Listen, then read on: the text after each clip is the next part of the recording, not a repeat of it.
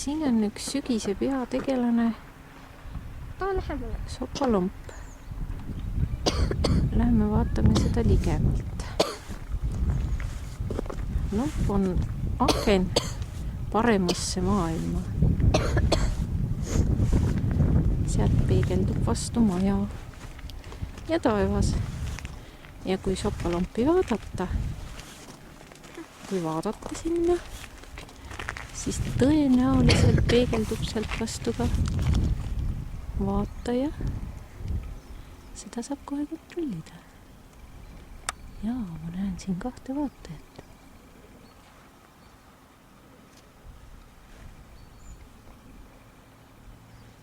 Varsti on need lombid jääs kõik. Ja siis meil pole siit enam midagi vaadata. Aga siis on tore, siis saab lombi peale uisutada. Praegu on siia pilve tuppunud.